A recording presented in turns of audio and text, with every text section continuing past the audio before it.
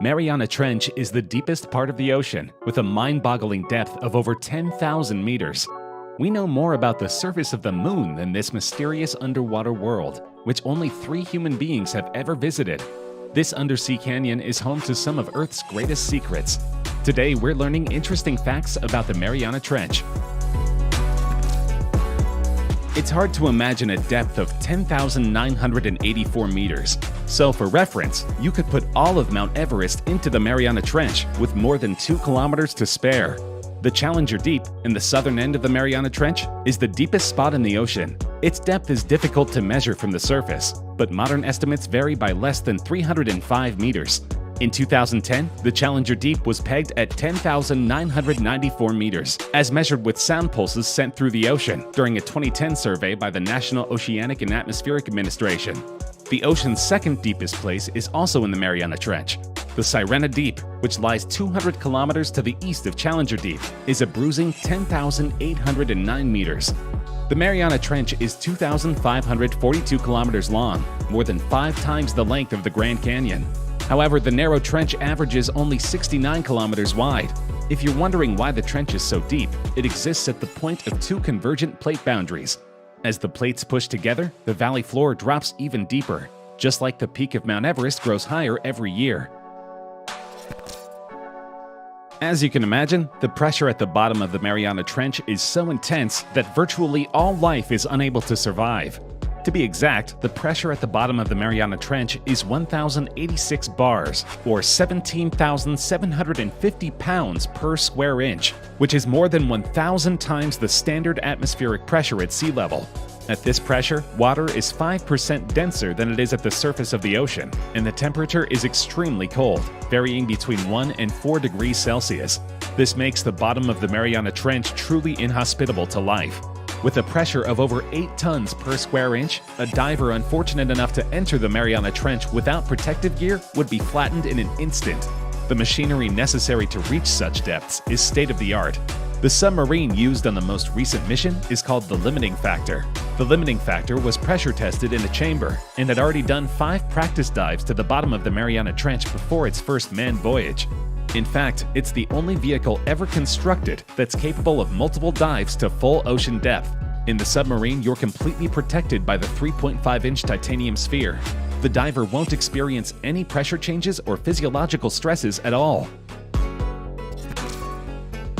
Bizarre deep-sea creatures like the anglerfish have captured the public imagination, but the Mariana Trench is home to some of the world's wildest animals. One is called the goblin shark, which has between 31 to 62 rows of lower teeth and 35 to 53 rows of upper teeth sticking out of their scary-looking jaws. Specialized joints allow these jaws to move forward. Goblin sharks are slow-moving and track their prey using smell, sight, and electroperception to wait until their victim is unaware. There have only been a few sightings of these sharks, so they are believed to be extremely rare. Another is the zombie worm. Zombie worms, also called osedacs, are not your typical zombies. Instead of brains, these creepy creatures eat the bones of whales and other fish. But because they don't actually have mouths, zombie worms secrete acid to dissolve the bone and bacteria. Then the worm digests the protein and fat. Incidentally, the females are the bone eaters, while the males live inside the females. The barrel eye fish is very strange. What you think are sad-looking eyes are actually decoys, and the real eyes are those large globes under the transparent dome of soft tissue. Comedian Stephen Colbert even called the barrel eye fish the craziest thing he had ever seen. The deep-sea dragonfish is a ferocious predator that lives at depths of up to 5,000 meters. This animal is only about 6 inches long, so there's no need to fear for your life. It has a striking resemblance to a Chinese dragon, which is most likely where its name came from. You're probably wondering how these fish survive such intense pressure when any terrestrial animal would immediately perish at these depths.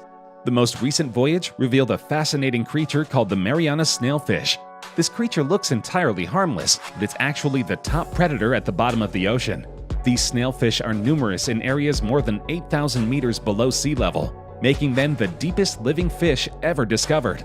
It's hard to imagine exactly how difficult life is for these creatures. But to put it in perspective, the pressure is equal to 1,600 elephants standing on their heads at the same time. They have several novel adaptations that help them deal with this pressure. For one thing, there is a gap inside of their skulls. Researcher Kun Wang from the Northwestern Polytechnical University says this may help the internal and external pressures to be balanced. In fact, most of their bones are actually made of cartilage, so they are more flexible and less likely to break under the pressure. They also have special genes that help them process proteins, which are normally broken down at such great depths. Most people picture the bottom of the Mariana Trench to be similar to a sandy beach setting, but they would be completely wrong. That's because thanks to everything that trickles down from the miles above, everything in the trench is covered in a blanket of viscous ooze. Sand as we know it doesn't really exist down there. The floor of the trench is comprised mainly of crushed shells and the corpses of plankton that have sunk to the bottom over the years. Due to the immense water pressure, everything pretty much ends up ground into a fine, grayish-yellow, almost silky sludge. One can only wonder how deep the ooze floor goes down before Earth actually begins. Many scientists believe it to be the oldest place in the ocean, so this sludge is truly a primordial goo that has been accumulating for millions of years.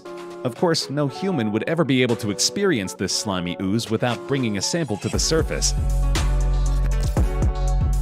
The Hadal Zone is the deepest part of the ocean, often called the gates to hell.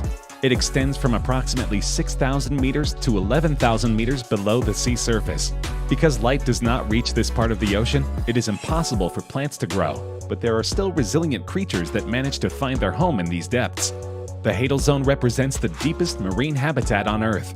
Much of the knowledge of hadal biology comes from two sampling expeditions in the 1950s, with the Danish Galathea and the Soviet expeditions of Vajaz. Far from being as lifeless as it was believed at the beginning of the studies, the observations made have since stimulated the hypothesis that the Hadal area is home to an important diversity and abundance of animals. Studying the Hadal Zone gives a better understanding of how creatures withstand the absence of essential matters which the living need to survive. The Hadal Zone has limited to no oxygen, the temperature is low, and the pressure is very high. Knowing these things opens our mind to the possibility of life in space. In fact, if life can thrive in the Hadal Zone, it is likely to exist in various places across the galaxy. Because it lies directly on a fault line, the Mariana Trench is home to several undersea volcanoes. The Mariana region contains 9 volcanic islands and more than 60 submarine volcanoes, of which at least 20 are active. Because the water at such depths is extremely cold, this causes boiling water and freezing water to meet instantaneously. Because humans don't monitor these volcanoes, they may be erupting at any time. Here, ocean crust that was born along the mid-ocean ridges millions of years ago in the eastern Pacific is recycled back into the Earth's mantle as the ocean floor descends into the Mariana Trench.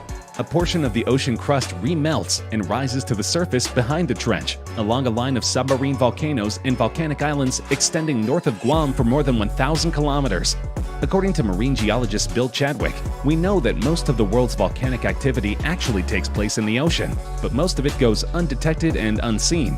That is because undersea quakes associated with volcanism are usually small, and most of the instrumentation is far away on land. Many of these areas are deep and don't leave any clues on the surface. That makes submarine eruptions very elusive.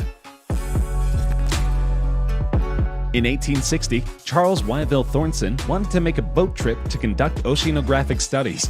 On December 21, 1872, he sailed on the HMS Challenger, a modified warship for the voyage, carrying everything from fishing gear to microscopes. The main objective was to travel the oceans to measure depth, temperature, and salinity. On March 23, 1875, while the team was conducting studies near the Mariana Islands, the sea literally swallowed 8 kilometers of a measuring line they were carrying. It was at that moment that the researchers had managed to discover the abyss. The first descent to the bottom of the Mariana Trench took place on January 23, 1960. The French-built U.S. Navy-operated submarine Trieste, with Swiss ocean engineer Jacques Piccard and U.S. naval officer Don Walsh aboard, made a record dive to 10,916 meters in Challenger Deep. The next person to descend into that location did so more than 50 years after Piccard and Walsh.